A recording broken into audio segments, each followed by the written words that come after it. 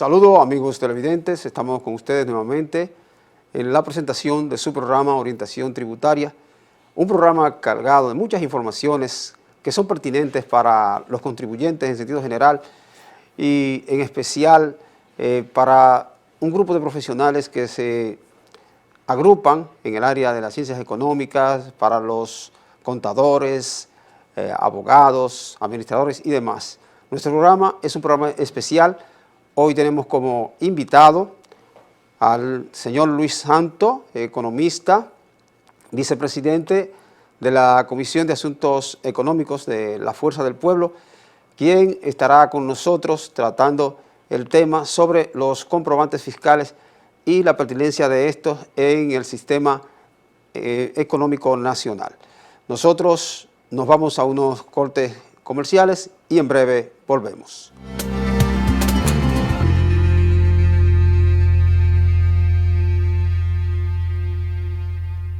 La Oficina de Abogados de Inversiones Víctor de Jesús te ofrece los mejores servicios jurídicos. Hacemos préstamos hipotecarios, compra y ventas de propiedades, ventas de seguros de vehículos, actos notariales y administración de propiedades. Oficina de Abogados Víctor de Jesús. Laboramos de lunes a viernes de 8 a 12 y de 2 a 6, los sábados hasta el mediodía. Estamos en la Dr. Gaspar Polanco número 10, en Villahermosa, La Romana. Más información, 849-941-5353. Oficina de Abogados e Inversiones Víctor de Jesús, la que resuelve. Somos RMM Consulting Group, la firma de auditores impositivos y consultores empresariales que tú necesitas. Ofrecemos servicios de auditoría contable, consultoría administrativa, contabilidad y negocios, tributación y derecho corporativo. Llámanos al 809-898-6805, escríbenos al correo rmmconsultinggroup.srl@gmail.com o visita nuestra página web www.rmmconsultinggroup.com.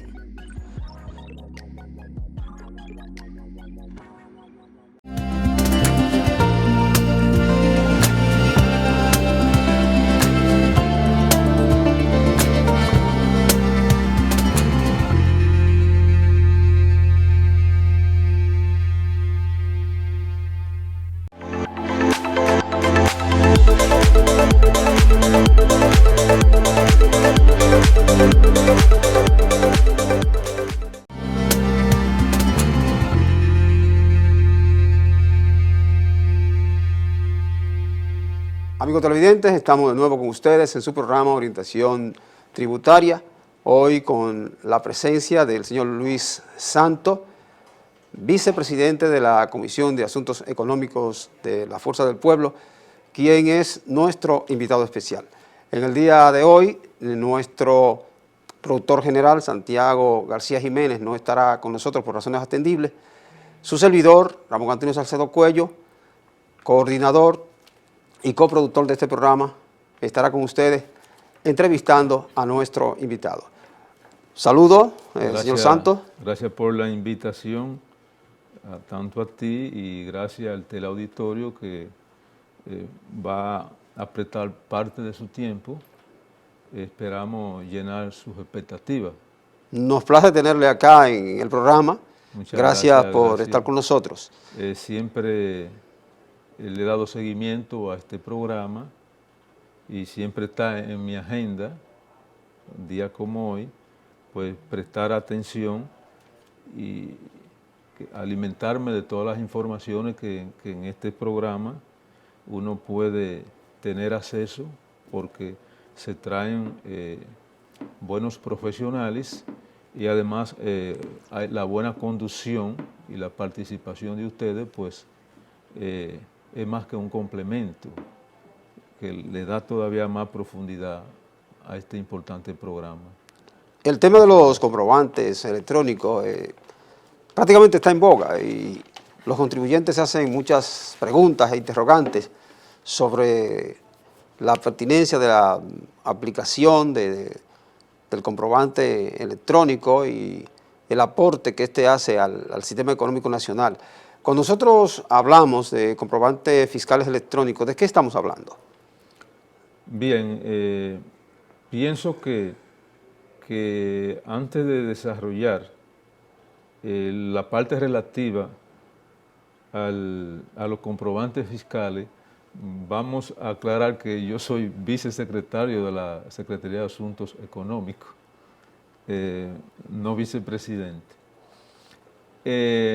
Además, ya entrando en el tema, los comprobantes fiscales se fundamentan y tienen su existencia, digamos, a lo que es el régimen de incentivo que determinado Estado mantiene de acceso a la población o de fomento o de impulso a X área de la economía o de la sociedad. En función de eso se tejen, pero en realidad los gastos tributarios, que es donde ya se estima la parte ya que responde a lo que es el régimen de incentivo del Estado, entonces digamos que los comprobantes entonces vienen a ser como una mejora tecnológica, un instrumento entonces para administrar ese régimen de incentivo, que en un presupuesto del Estado, el Estado designa entonces qué cantidad del Producto Interno Bruto va a designar a esos prestadores de servicios o a esos productores de bienes y servicios que suplen a la sociedad, que suplen tanto al Estado como suplen otros competidores que primeramente están registrados como persona física o jurídica en la Dirección de Impuestos Internos. Si una persona no está registrado en el sistema de la Dirección de Impuestos Internos, no es beneficiario no es objeto de deducción de impuestos. Es decir, debe ser una persona física o jurídica para tener acceso a esto. Cuando usted habla de renglones que reciben incentivo, ¿a qué se refiere específicamente? ¿Cuáles renglones? Mira, cuando se habla de gasto tributario, queda la idea de que los gastos tributarios que estima el gobierno central en lo que se llama el presupuesto del Estado, se creen que todo ese dinero va a X sectores productivos, y no es así, porque hay un gasto tributario que es obligatorio, que es el que le corresponde al desenvolvimiento del día a día y de las compras que hace, de los gastos que tiene el Estado, ya sea comprando vehículos, el servicio exterior, necesidades que necesita el Estado, instituciones públicas, deben de estar consignados en esa ley. Es decir, que no el gasto en salud, para poner un ejemplo, el gasto en educación, como son los dos renglones más importantes, te expongo esos dos elementos, porque la mayor cantidad prácticamente se van en esos dos renglones. Ahora, hay renglones que son favorecidos más que otros. Está el caso de zonas francas industriales y están también turismo, generadores de electricidad que consumen combustible. Y otros sectores también, pero más o menos te doy el esquema de a dónde se va el grueso. Ahora, ¿por qué el sector turismo, zonas francas, generadores de energías, por qué la mayor parte del gasto tributario se concentra en esos renglones?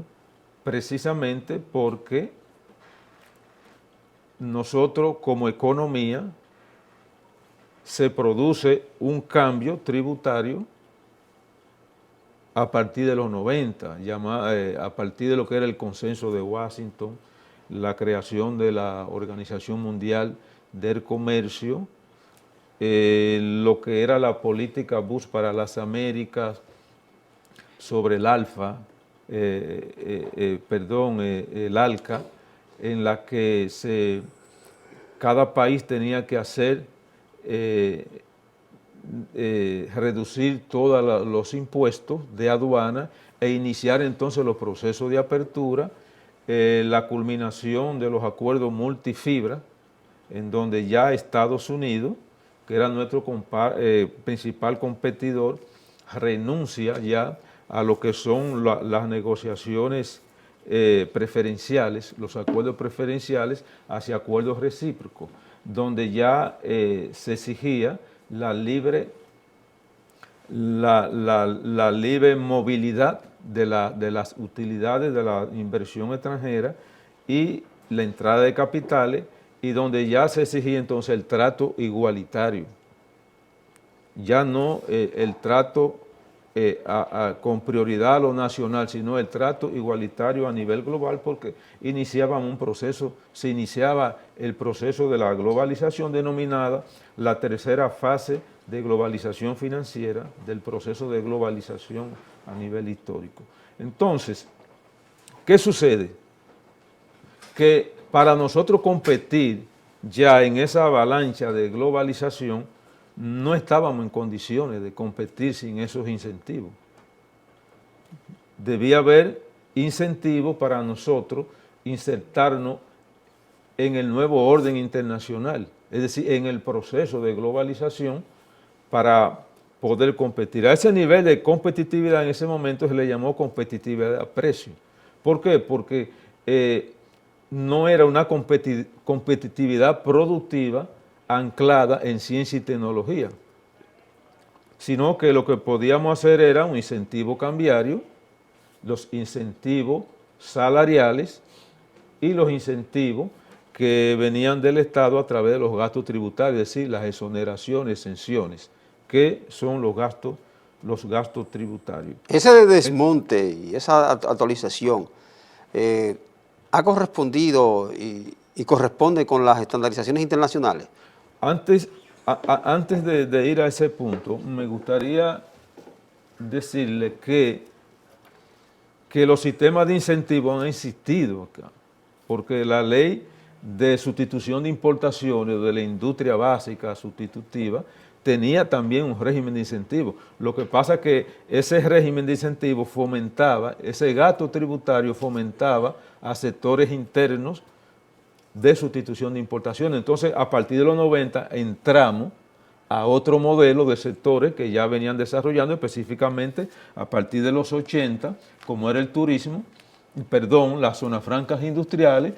El turismo ya lo habíamos, y había zona franca también, pero ya dentro de un régimen. Ahora con la iniciativa Reagan para el Caribe, que empiezan a constituirse otros nuevos actores que venían a sustituir ya la exportación tradicional, como la zona franca, a través de un sistema de preferencia libre de impuestos a los Estados Unidos. Pues entonces, ya a partir de los 90, entonces, entran turismo, entran zona franca, la agroindustria, aunque perdió fuerza, entran esos nuevos sectores a competir. En la zona franca estaban los textiles, y luego fueron entrando otros sectores que han constituido una amalgama en todo ese sentido. Ahora, la pregunta era, ¿ha sido provechoso?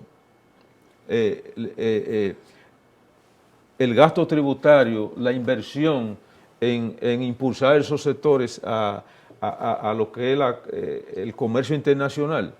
Esa es la pregunta. Si por ahí va dirigida. Yo te diría que fue positivo. Que fue positivo porque un país carente de inversión en ciencia, en tecnología, que no está creando tecnología, que no está desarrollando lo que se llama capital intangible, que no estamos en el mundo de la digitalización, de la creatividad, de ese nuevo mundo de la ciencia y la tecnología. No había otro camino que insertarse bajo esas condiciones. Y hasta cierto punto, en su momento fue positivo, sigue siendo positivo. Ahora lo que sugiere, es un reordenamiento de esa política de gasto tributario. Es decir, que el Estado reordene el sistema de exenciones primero y volcar esos recursos, volcarlo hacia otros sectores que también pudieran darle impulso incluso a los sectores que ya hemos impulsado, porque el país necesita que la ciencia y la tecnología, la inversión en ciencia y tecnología, para darle entonces capacidad creativa a esos sectores que estamos impulsando. Investigación en agroindustria es necesario porque tenemos recursos naturales para impulsar el sector agropecuario y entonces debemos también marchar a la agroindustria, pero marchar a la agroindustria en base a ciencia y tecnología, para aprovechar un recurso que lo tenemos en abundancia. Pienso que necesita esa renovación. En el caso de los comprobantes fiscales, tiene sus inicios a partir del 2004, 2007, en base, se emitieron decretos en ese momento para, entonces arranca, digamos, los comprobantes como un sistema de transparencia y de buena gestión de los gastos tributarios. Entonces los gastos tributarios en su totalidad forman una amalgama de tipos de comprobantes que van desde deducible, digamos que el tipo 1 de deducible de impuesto sobre la renta y del ITEVI o del IVA. Esas serían las modalidades. Exactamente, de otro que van solamente en la búsqueda del deducible de ITEVI, otro que van deducible a gasto en el exterior de compañía dominicana o de exportadores, y otro que tiene que ver a un régimen ya, digamos, si se pudiera decir especial, de zona franca, industriales, de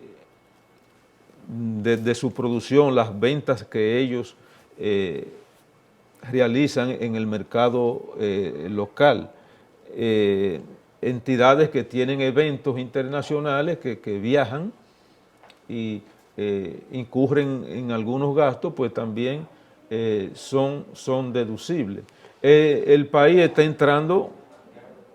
entró a la modalidad del comprobante ya a nivel, digamos, tecnológico digital, más rapidez, digamos, más transparencia y mejor administración. Ahora, el comprobante también hay que verlo dentro del proceso de modernización de la administración tributaria que se inicia desde los 90, pero que cobra cuerpo a partir del 96 con la unificación de lo que era impuestos sobre las rentas y rentas internas, y que dio paso a la DGI, que ha sido un proyecto interesante. La DGI ha sido un proyecto interesante, quizá una de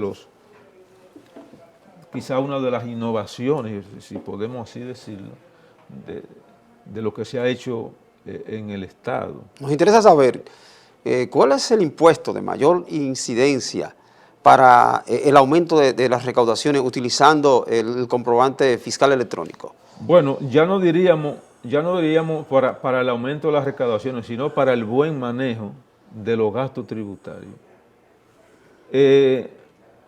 Tú sabes que los gastos tributarios se concentran, las exenciones se concentran en los impuestos de mayor dimensión. Aquí los impuestos de mayor dimensión es el impuesto sobre la renta, incluyendo al de personas físicas y el de las utilidades de las entidades, que agrupa a las personas, el impuesto sobre la renta en sentido general, y después está la mayor figura, que es, digamos, el ITEVI o el IVA. Y sigue entonces el impuesto selectivo al consumo. Es importante señalar que con el proceso de apertura que se inició en los 90, se pierde entonces la trayectoria de que antes de los 90, el impuesto al comercio exterior, digamos aduana, era la parte más preponderante. Había una dependencia de los recursos financieros del Estado a través del comercio exterior. Ocurre diferente a partir de los 90, porque entonces la tributación se desplaza al consumo interno, al sector externo.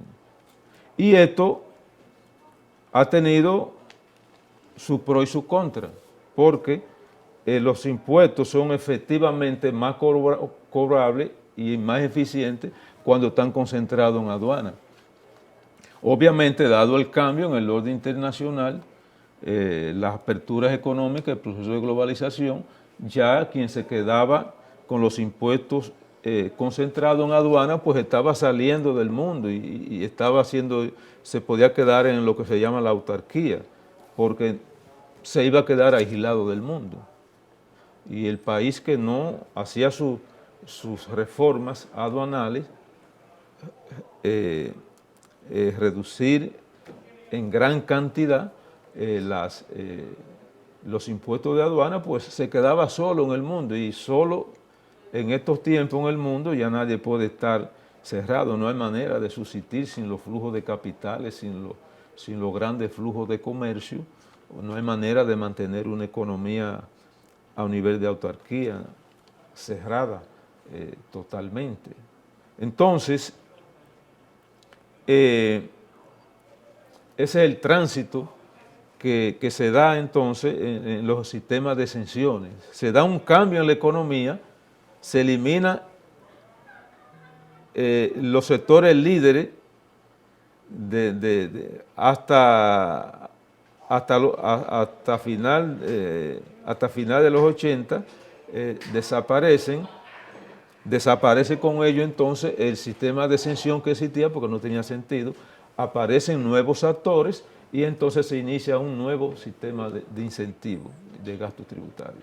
Licenciado, vamos a continuar con el tema que estamos abordando. Dentro de unos breves instantes nos iremos a unos cortes comerciales y en breve volvemos. Amigos televidentes, nos vamos a unos cortes comerciales y en breve volvemos.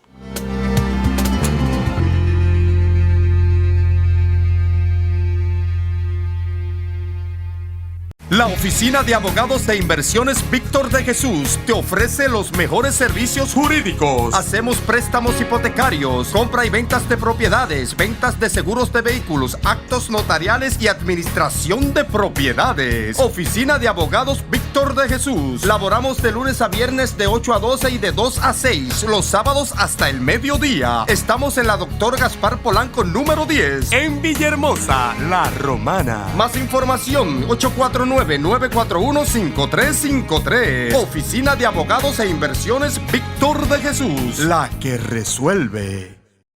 Somos RMM Consulting Group, la firma de auditores impositivos y consultores empresariales que tú necesitas.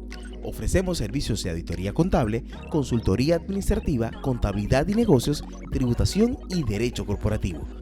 Llámanos al 809-898-6805, escríbenos al correo rmmconsultinggroup@gmail.com o visita nuestra página web www.rmmconsultinggroup.com.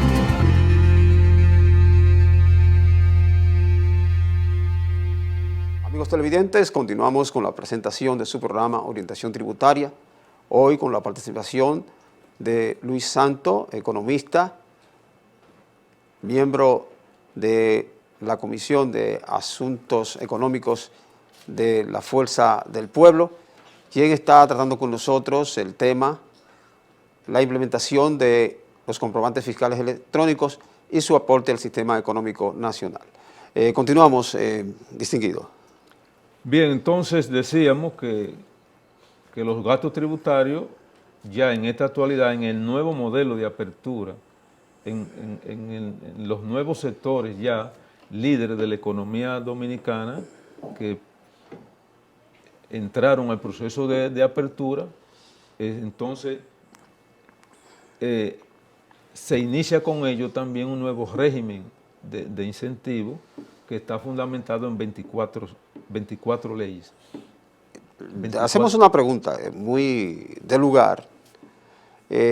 ¿Cuáles son las empresas que están en capacidad de acogerse a la utilización del comprobante fiscal electrónico? Lo primero es que las empresas deben de estar registradas en la Dirección de Impuestos Internos.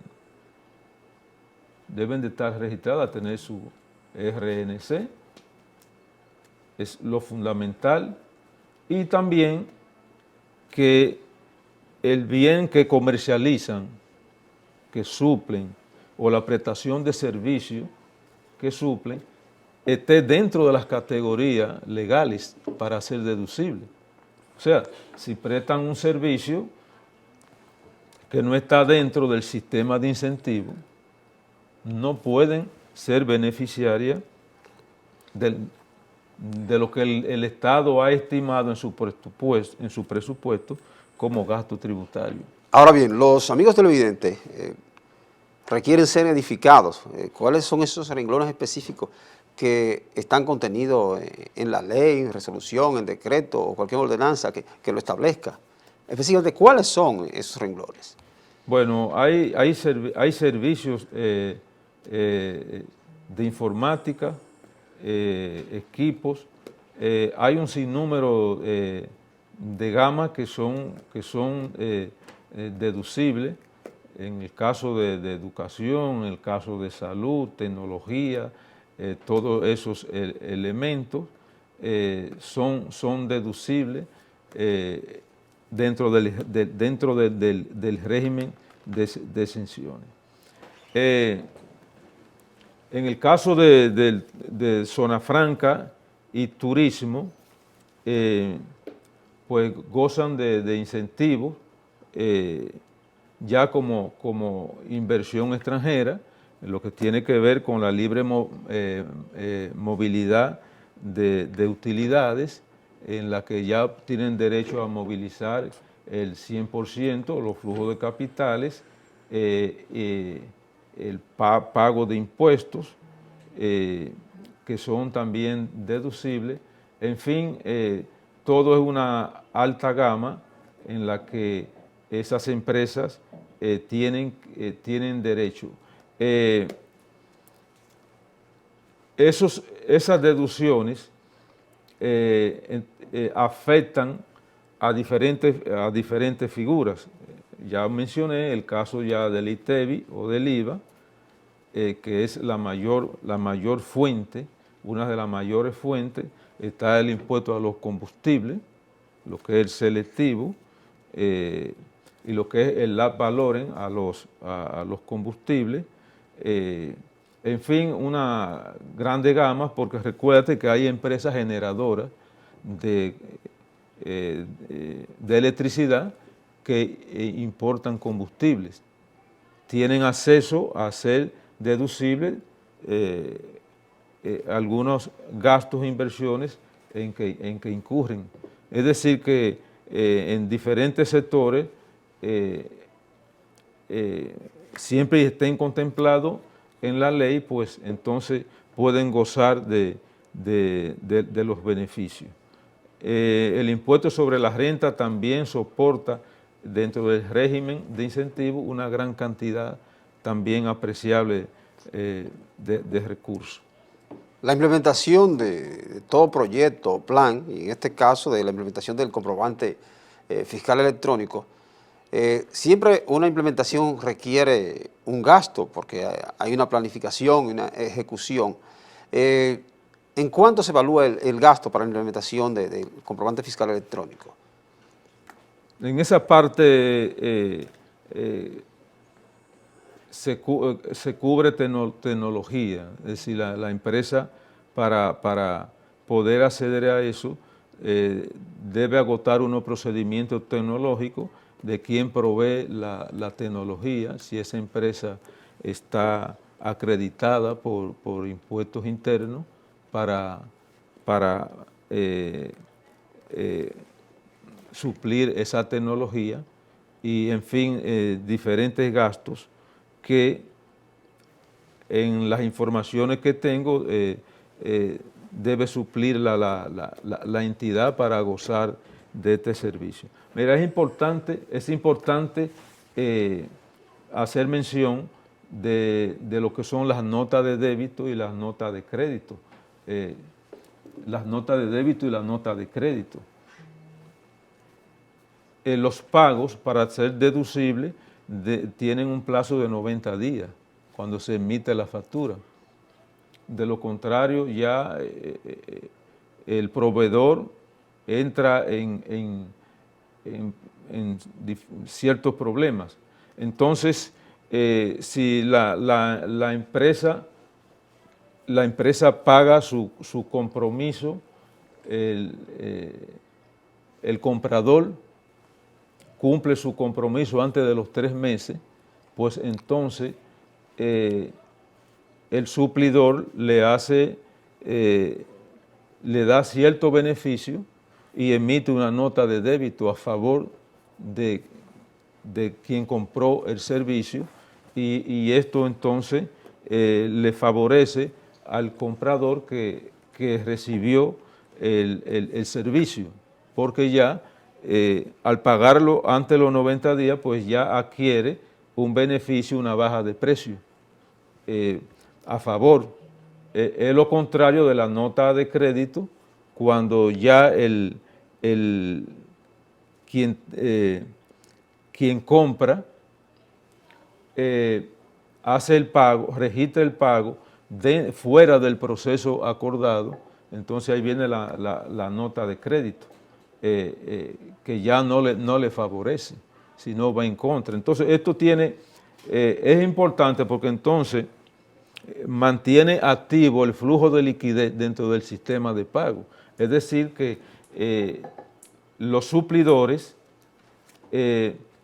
una vez suplan sus recursos, no van a tener que durar un plazo de 3 meses para recibir los recursos, sino que quien adquiere el servicio para tener más facilidades deducibles del impuesto, pues entonces paga más a tiempo y eso hace que la liquidez en la economía haya un mayor flujo de liquidez. Porque en una economía que el sistema de pago tiene mucha tardanza, pues bueno, es una economía que su crecimiento y el estado de liquidez, las reservas, no va a permitir que la economía tenga un flujo permanente, dinámico. De parte del Estado, ¿cuál es el incentivo para que se aplique la implementación del comprobante fiscal electrónico? Bueno, en esto juega mucho el proceso de formalización, porque es la primera entrada al sistema. Si compañías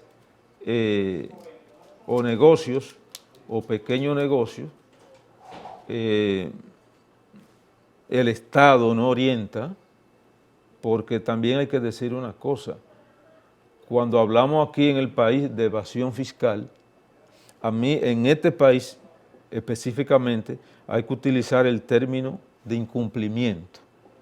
El incumplimiento es un concepto más amigable porque en una economía, en una sociedad con baja orientación tributaria, como esta precisamente,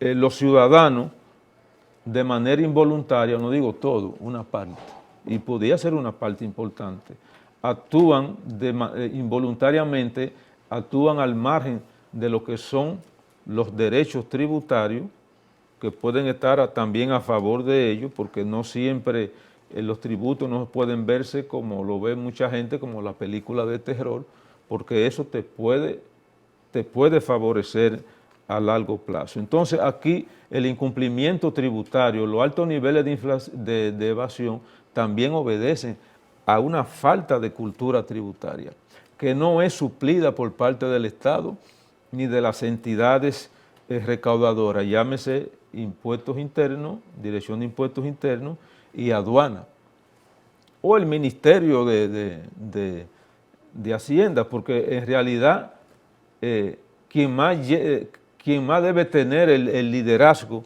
por fomentar una cultura tributaria de compromiso frente al Estado debe ser el Ministerio de Hacienda, porque dentro de las reformas de modernización tributaria que se hicieron institucionales entre el 2004 2012 estuvo la creación del Ministerio de Hacienda, que pasó de ser una secretaría a un ministerio y concentró a su alrededor la Dirección de Impuestos, la Dirección de Aduana, General de Aduana, y la creación de Impuestos Internos, y agrega también una oficina que quedaba fuera del sistema, que era la Oficina Nacional de Presupuestos, y ya hoy es una dirección del Ministerio de Hacienda. Se le da la autonomía administrativa funcional a la Dirección de Impuestos Internos y se crea un consejo tributario y se crea también ahora no me llega a la mente lo que es donde se dirimen los conflictos tributarios. Ahora se me fue, digamos, no lo tengo ahora el término, pero se crea esa entidad dentro del ministerio, se crea el Consejo Tributario también y se crea esa entidad que tiene como objeto dirimir los conflictos tributarios. Licenciado, la implementación del comprobante fiscal electrónico, ¿considera usted que aportaría grandemente para reducir la evasión y la elusión en la República Dominicana? Bueno, como te digo, el sistema de comprobante prácticamente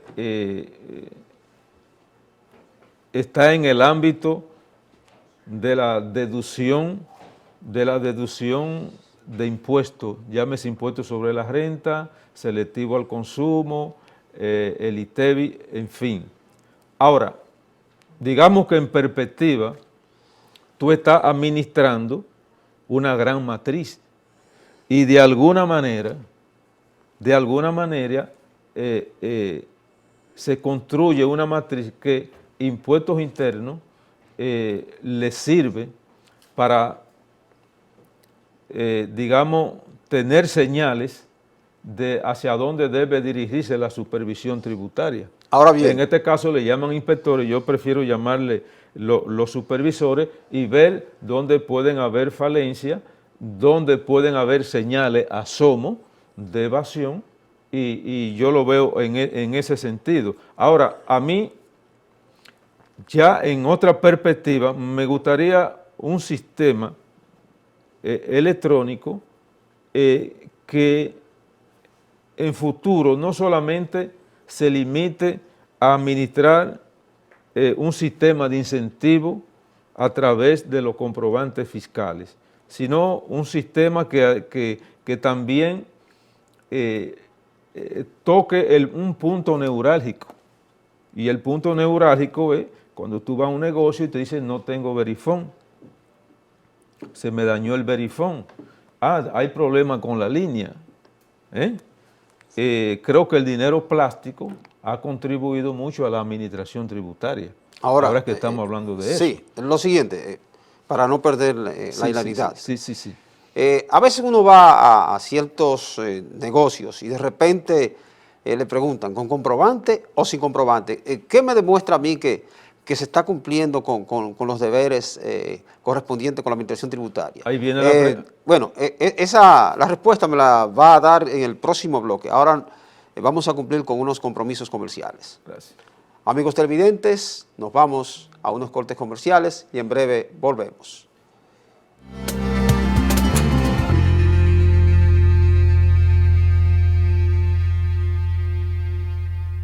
La oficina de abogados de inversiones Víctor de Jesús te ofrece los mejores servicios jurídicos. Hacemos préstamos hipotecarios, compra y ventas de propiedades, ventas de seguros de vehículos, actos notariales y administración de propiedades. Oficina de abogados Víctor de Jesús. Laboramos de lunes a viernes de 8 a 12 y de 2 a 6. Los sábados hasta el mediodía. Estamos en la Dr. Gaspar Polanco número 10 en Villahermosa, La Romana. Más información 849-941-5353.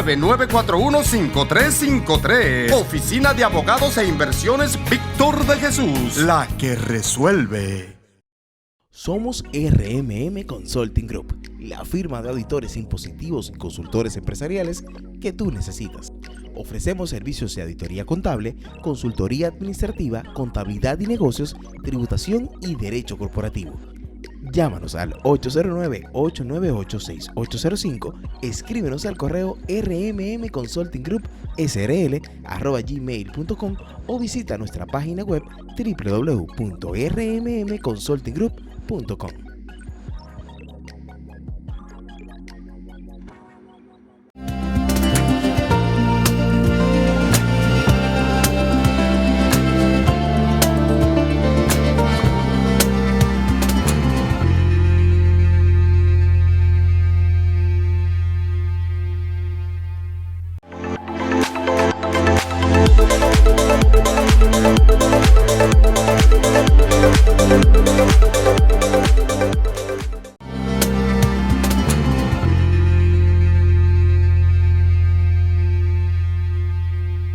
Amigos televidentes, estamos de nuevo con ustedes en la presentación de su programa Orientación Tributaria.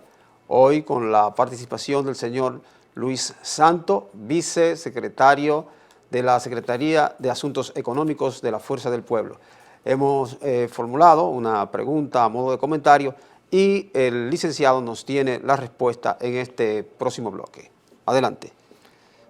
Pienso que los comprobantes fiscales han contribuido a manejar el sistema de incentivo de la República Dominicana, la asignación en términos concretos que el Estado asigna los gastos tributarios. Lo que más que los comprobantes fiscales, el Estado sí debe crear una herramienta más efectiva en la que los ciudadanos entiendan que, generado el hecho imponible por el cual ellos suministran una tarjeta para el pago de los servicios, ellos estén conscientes que finalmente ese agente de retención transfirió sus recursos a la autoridad tributaria. Los ciudadanos quieren estar seguros que cuando van a un establecimiento y se le diga, mira, no puede pagar con tarjeta porque ahora tengo problemas con la línea, con el Verifone, que ciertamente si no se puede hacer el pago por esa vía, dado que es la vía más expedita, más efectiva para reducir evasión, que si se usa un sistema de factura, que por lo menos el contribuyente, el consumidor final, esté consciente de que ese agente de retención transfirió su recurso que él aportó al fisco, no al empresario, que él aportó al fisco por la generación de un hecho imponible que implica pagar un ITEVI o pagar un selectivo, y que esos recursos fueron transferidos a la administración tributaria. Ese sería el mecanismo que, más allá de un comprobante, la sociedad necesita, que la autoridad tenga un cruce total de todas las transacciones que se utilizan en todos los establecimientos reconocidos de antemano en la Dirección de Impuestos Internos. ¿Qué impuestos internos? Que la autoridad mantenga una política de acercamiento a que nuevos sectores, nuevas unidades productivas vayan entrando a un proceso de formalidad, porque solo así es que podamos crear empleos de calidad. Es de la única manera, manteniendo un sector informal en la dimensión que tenemos, lo que estamos generando es pobreza, porque está determinado, y en eso yo participé en una investigación en la que determinaba que un 60% de la informalidad, un 60% es de subsistencia. Cuando es de subsistencia, digamos que no hay capacidad de inversión y de ahorro, y no para subsistir. Que el restante 40% tiene mínima capacidad de inversión o de ahorro, pero hay que seguir con ese 40% y con todo el sector informal en ver las facilidades que puedan hacer que este sector pues se engrandezca y que vaya creciendo, y que puedan iniciar el tránsito hacia la formalidad, para de esa manera seguir teniendo empleo de calidad, que en medio del impacto de la pandemia, pues hubo una reducción significativa. Ahora, y aunque las actuales autoridades digan que los empleos se han recuperado, por favor, eso no es cierto, y eso es lo que tiende a confundir, porque lo que hubo fue una migración hacia la informalidad, de empleo que se perdieron en la formalidad y migraron a la informalidad, y eso en economía laboral tiene un nombre: precarización del mercado de trabajo, mayor desempleo y mayor pobreza. Ahora bien, el hecho es que llevar esas personas que están en la informalidad hacia un sistema económico formal no se hará de la noche a la mañana. No, Tiene que haber todo un proceso de recuperación. Es un proceso. Y largo. Otro elemento, estamos hablando de que hay una economía de subsistencia. Entonces, donde hay una economía de subsistencia no hay capacidad de ahorro. Es muy difícil. Entonces, hay que aplicar también un proceso de orientación y de educación financiera para inducir a esa población al ahorro, para luego lo que puedan ahorrar invertirlo para generar capital. Pero aquellos negocios informales que sabemos que existen, hay negocios informales, digamos de ese 40% que tiene capacidad de ahorro e inversión, ese sector informal, con una política preclara, transparente, de que ellos serían favorecidos por el acceso al crédito, acceso a beneficios del Estado, acceso a los gastos tributarios, a la exención, un mínimo de impuestos sobre la renta, o sea, la creación de un régimen, aunque sí existe un régimen especial de pequeña y mediana empresa, pero que hay que insistir con los microempresarios, hay que insistir para que sectores que están en la informalidad, pero que tienen condiciones para hacer, constituirse y registrarse en la Dirección de Impuestos Internos. Yo creo que eso es imprescindible. Es imprescindible, al margen de que tú estés registrado o no, la orientación tributaria. Sí, tiene que haber educación tributaria. La Dirección de Aduana, la Dirección de Impuestos Internos no puede mantenerse al margen como lo está de ese tema. Es un tema que compete a esas entidades. Por ejemplo, la publicidad de esas instituciones, que uno sabe que pagan publicidad, que se sabe, pero tú no ves un anuncio de ellos llevando un mensaje a los ciudadanos en materia de orientación tributaria. Entonces, ya la evasión en sí, digamos la evasión consciente, tanto del ITEVIS como del impuesto sobre la renta. Sí, discúlpeme, usted habla de evasión consciente. Es interesante que diga la evasión consciente porque hay ciertos deberes que no se cumplen por desconocimiento, porque es que el contribuyente necesita ser orientado y si se comete omisión por desconocimiento, no debe tener la misma connotación de una evasión consciente. Exactamente. Si otros caen en la ilusión porque fiscal. ya el que está consciente y tiene la orientación, ya sabe cuando está evadiendo qué está haciendo y ya sabe entonces cuáles son los costos fiscales, los costos legales y cuál es la consecuencia a nivel de tribunal de lo que sería la evasión. Ahora, hay otro asunto también pendiente.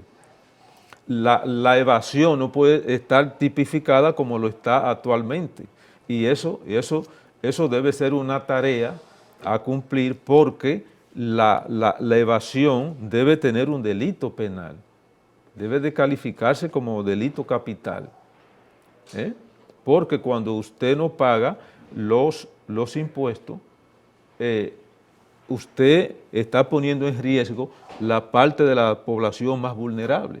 Pero el Estado tiene compromisos de pago internacionales con la comunidad internacional, tiene compromisos de pago, tiene deudas internas, tiene que suplir la educación.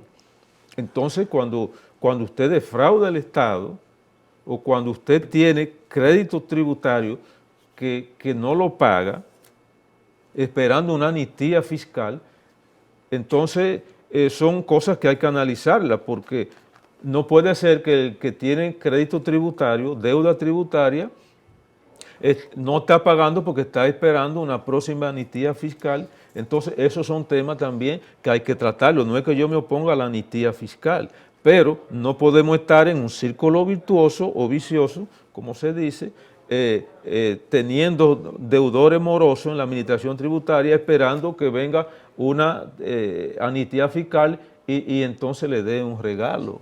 Licenciado, en la parte final, ya en la recta, como decimos, de nuestro programa, quisiéramos que usted, a los amigos televidentes, como contribuyentes, tenga algunas palabras para concluir sobre la implementación del comprobante fiscal electrónico y sus beneficios.